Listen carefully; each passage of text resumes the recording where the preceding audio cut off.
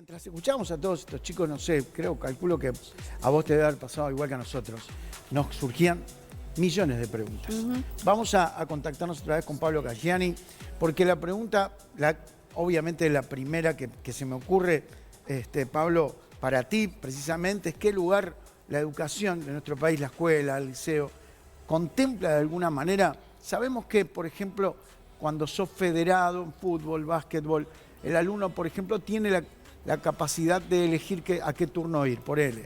Esa es una de las cosas, pero de alguna otra manera se contemplan estos chicos con esos talentos, digamos, que llaman la atención y que quieren dedicarse a ellos. A ver, en el caso de los deportes federados, sobre todo a partir de educación media, es una de las pocas razones por las cuales hay cambio de turno, digamos, dentro medio obligatorio para la institución. Es decir, los gurises que realizan deportes federados tienen esa ventaja. En el caso de la educación primaria, en realidad lo que tenemos es una propuesta que lo que mira es la integralidad de la propuesta pedagógica, pero además el desarrollo de las diferentes dimensiones de la vida de los gurises. A uno no le puede gustar algo que no conoce, entonces que puedan tener educación física, educación artística, una segunda lengua, robótica, va un poco en ese sentido, en el sentido de desarrollar conocimientos generales de las diferentes áreas, de las diferentes disciplinas, y después, bueno, si les gusta mucho alguna y tienen cualidades, que las puedan desarrollar. Allí lo que es como clave, digamos, es que el mundo adulto esté en una perspectiva donde se esté mirando el interés del niño y no las expectativas de los adultos que lo rodeamos. Perfecto. Porque muchas veces estas situaciones tienen que ver con las expectativas de los adultos. Y lo otro que es relevante es que se está trabajando no con la perspectiva de algunas expresiones artísticas o deportivas, pero sí con el tema de altas capacidades en términos de desarrollo intelectual, en un instrumento que identifica a los 8 años los gurises que tienen altas capacidades. Se trabajó con el MEC el año pasado, este año se continúa trabajando, porque es necesario identificarlo, porque muchas veces los gurises que tienen altas capacidades también les sucede que en su clase, en su grado modal, se aburren, a veces generan distorsiones en el relacionamiento con otros o en el comportamiento dentro de la escuela, y muchas veces no tiene que ver con que tengan dificultades de comportamiento, sino con que en realidad están muy aburridos y por lo tanto hay que buscar otras estrategias para que logren mayores aprendizajes. Bien, y esas estrategias, o sea, a ver, están atentos a eso. Ustedes también, lo otro que, viendo el testimonio de uno de los chicos, que decía que, bueno, ha sido bulineado, por decirlo de alguna manera, ¿no? Le han hecho mucho bullying por la actividad que tiene fuera de la escuela. Eso también, calculo que se debe contemplar y se debe cuidar al chico, ¿no? De que no le suceda eso en la escuela o en el liceo. Eso hay que trabajarlo mucho, porque además si no estamos generando un círculo que es bastante complejo, que es por lo general cuando los gurises tienen un gusto en particular por cualquier área, cualquier deporte, y que eso además requiere mucho tiempo de ejercicio, de práctica, también produce menor relacionamiento con pares fuera de ese espacio. Ni que hablar cuando son deportes o actividades individuales. Claro. Y la infancia y particularmente la adolescencia además son momentos donde los gurises ensayan mucho, ensayan en el sentido de que prueban experiencias diferentes de actividad, de grupos de pares, y por lo tanto esas son cosas que los adultos tenemos que estar mirando a los efectos de que los gurises no sufran esa situación. Seguro. Porque efectivamente un niño que todos los días tiene que ensayar o todos los días practicar, bueno, va a chiviar menos con un grupo de pares que tiene intereses diferentes. Por supuesto, por supuesto. Pablo, yo calculo que debe haber sido una decisión muy difícil la que se tomó. No sé si es la mejor, quizás era la única que se podía tomar, pero pasan todos los chicos, pasan de año. y eso fue criticado en algún momento. Bueno, mismo se había dicho de que, bueno, había muchos chicos que no querían ir más a la escuela porque igual iban a pasar. Digo, fue una decisión, para ti fue una decisión, digamos, la que había que tomar, la única que se podía tomar, porque no pretendía, a ver, era totalmente injusto de que alguien dijera, bueno, repetimos todo. Digo, un disparate, ¿no? Digo, pero, a ver, bueno, perdamos todos el año, fue el año de pandemia, pero esto puede traer consecuencias. ¿Se va a tomar, digamos, se va a tener en cuenta esto los próximos años cuando esta generación de alguna manera se salteó un año? A ver, esa decisión no está tomada, todavía nos queda un trimestre que si nos cuidamos mucho va a ser el trimestre con menos interrupciones en lo que va del año, es decir, con más actividades presenciales, por más que estamos todavía con menos horario, a veces menos días. Uruguay tiene esa particularidad, pudo abrir escuelas, cuando estuvo cerrado tuvo los gurises conectados, y los países que no han podido abrir escuelas desde que cerraron en marzo han tomado ese tipo de definiciones de la promoción de todos los gurises y trabajar el año que viene. Uruguay está en otro escenario, que es un escenario donde los gurises pudieron trabajar a distancia, pudieron retomar actividades presenciales y por lo tanto podemos tener mejores soluciones al año lectivo. Lo importante acá es estos 3 meses, 2 meses y medio que nos quedan, todos los días que estén convocados los niños vayan a la escuela porque es clave para garantizar aprendizaje y otros derechos. Lo segundo es la lógica del trabajo que se está haciendo con inspección técnica y en el Consejo y a nivel de Codicen es, nosotros tenemos la posibilidad como país de mirar soluciones que tengan que ver con la realidad de cada uno de los niños. Y explico por qué. Cuando uno toma una definición universal del tipo pasan todos o todos recursan, en realidad no está contemplando el interés de cada uno de los gurises. Nosotros pudimos abrir clases, tenemos evaluaciones, tenemos posibilidades de tener verano educativo, tenemos posibilidades de tener cosas que se refuercen el año que viene, pero también tenemos posibilidades de decir, bueno, por determinadas situaciones, X niño o X niña le sirve más recursar el año. Ajá. Y esto es importante señalarlo, sigue siendo una resolución del maestro del grupo. Entonces, bien, no tenemos una definición universal. Yo soy de la idea que una definición para todos igual, cuando los niños son diferentes, va a perjudicar a algunos niños. O sea que no habría que tener una definición universal, sino que habría que tener una propuesta para cada uno de los gurises que cuide los aprendizajes, que en definitiva es lo que tiene que hacer la escuela, y también vele por la trayectoria educativa en un año tan particular. Igual, de cualquier manera, ¿cuánto tiempo real estuvieron sin clases?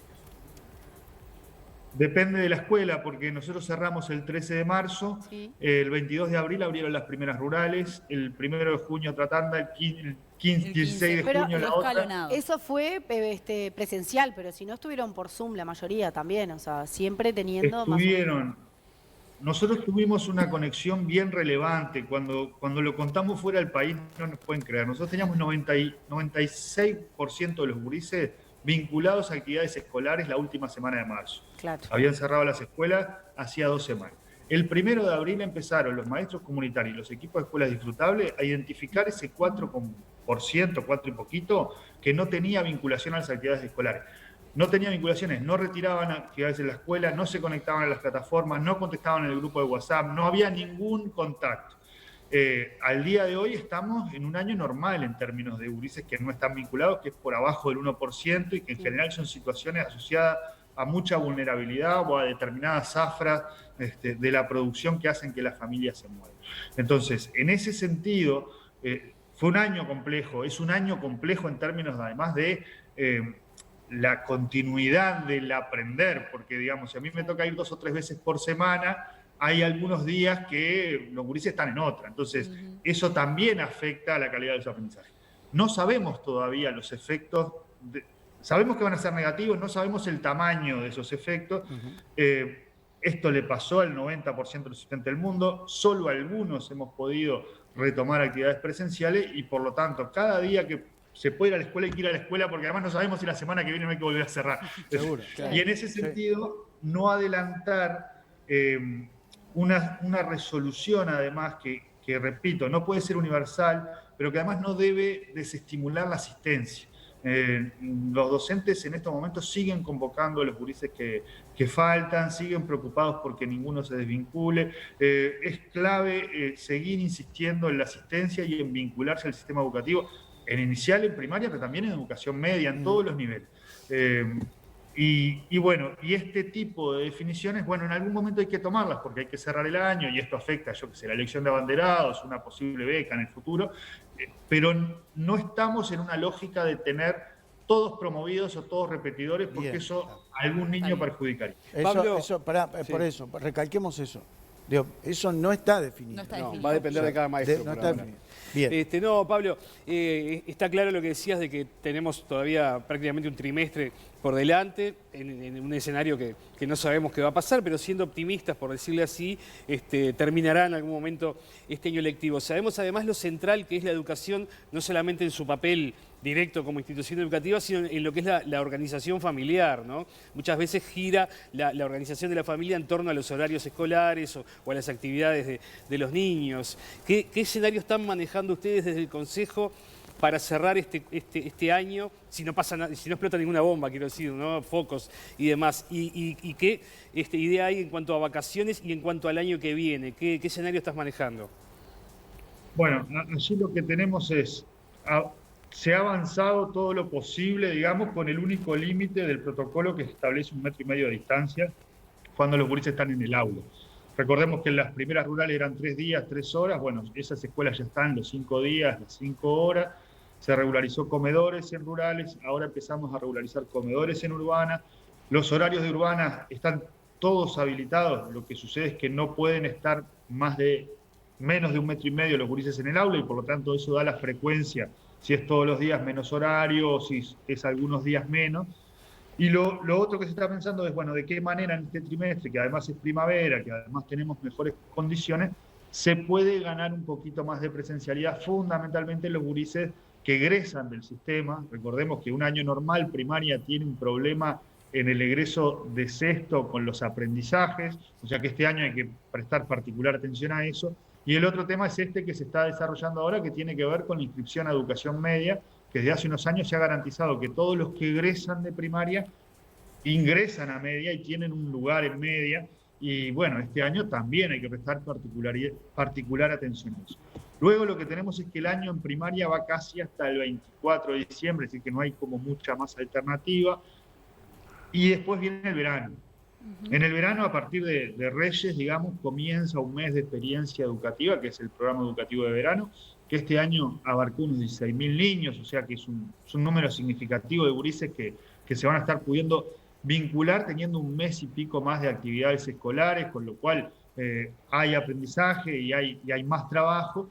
Y luego el inicio de cursos es el 1 de marzo, porque además en verano es el proceso de elección de cargos, que recordemos que todos los años tenemos alguna dificultad con cubrir grupos, sobre todo en área metropolitana, por falta de maestros, y ese proceso no se puede hacer más rápido de lo que se hace. Empieza en diciembre o finales de noviembre y termina la última semana de febrero, para que se puedan empezar las clases con la menor cantidad de grupos sin cubrir. Ya sin la parte opcional, digamos, pero recordemos que por ahora es voluntaria la asistencia, ¿no? Los padres que quieran mandar a los niños lo mandan, todavía sigue siendo voluntaria. ¿Cuándo caería esa opción y pasaría a ser obligatoria la presencialidad? ¿Para el año que viene estás pensando o tal vez antes de fin de año? Bueno, primaria lo ha pedido todo el tiempo desde la vuelta a clases, porque efectivamente vemos que ahí hay un problema grave. Recordemos, la ausencia de escuela está estudiado que produce desigualdad en los aprendizajes, mirando lo que pasaba en vacaciones de verano.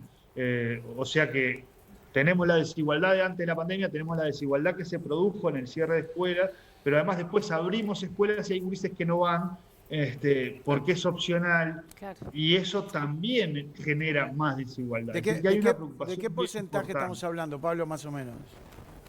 Bueno, varía al día de hoy, digamos, nosotros tenemos un 95%, 90% de asistencia en las escuelas del quintil 5, es decir, las más favorecidas, pero en el quintil 1 siempre tenemos un 15% menos de asistencia, que ha ido entre el 70, el 85%, pero nos da un número de gurises importante que no está teniendo asistencia, que no quiere decir que no esté vinculado a la escuela, está vinculado con actividades a distancia, pero no asiste a la presencialidad. Ajá. Y la escuela, sin la presencialidad, tiene límites muy importantes.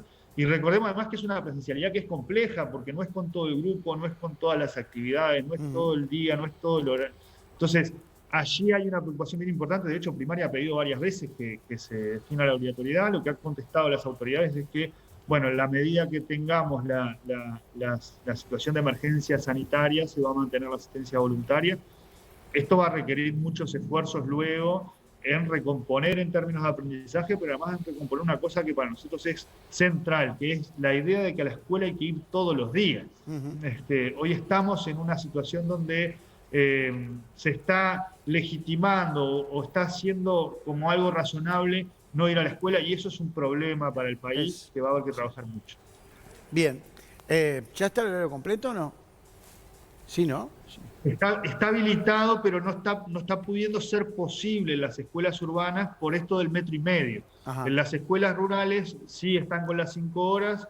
Los que estamos más complicados somos los que tenemos gurises en escuelas de 4, los gurises que asisten a escuelas de 4 horas, porque ahí todavía la frecuencia es algunas veces a la semana, asistencia, pero digamos, las escuelas están buscando todas las estrategias posibles para ampliar la cantidad de horas y de días que van los niños, respetando el protocolo, que es lo que ha permitido mantener escuelas abiertas. ¿Ha habido brotes o casos puntuales en escuelas vinculados con la presencia en la escuela, o los que ha habido ha venido de fuera, digamos? No, afortunadamente Uruguay tiene una experiencia donde no tuvimos contagio intraescolar, pero además cada vez que aparecieron situaciones, ya sean familias de niños o niños, se lograron aislar rápidamente, se hicieron los hisopados necesarios, se hizo como el seguimiento del hilo, ya que en Uruguay ese tema, la escuela, digamos, no es un factor de problema para la pandemia. Hay otros países que sí tienen, con otros niveles de circulación del virus a nivel comunitario, que sí las escuelas han presentado problemas, han tenido que cerrar porque eran lugares de contagio. Lo último como comentario es, miremos bien a los gurises y a la infancia, porque el COVID-19 es a quien menos afecta en términos de salud a los niños y niñas, pero es a quien más perjudica en términos de las medidas que se utilizan para combatirlo hasta que no exista la vacuna. O sea que vamos a tener que prestarle un poquito más de pelota a los gurises porque están en un año muy complicado. Muy bien. Muy bien. Excelente, Pablo. Te agradezco muchísimo el contacto, mucha información y bueno, hay que sortear este año de alguna manera. Esperemos todos, nos levantamos pensando en un milagro, pero hay que seguir remándola día a día hasta que, bueno, en definitiva, como vos dijiste hace un ratito, haya una vacuna y podamos volver a la verdadera normalidad. Te mando un abrazo, Pablo, y gracias, muchas gracias por todo. Fuerte abrazo a ustedes y muchas gracias por esta conversa. Un fuerte abrazo a la audiencia.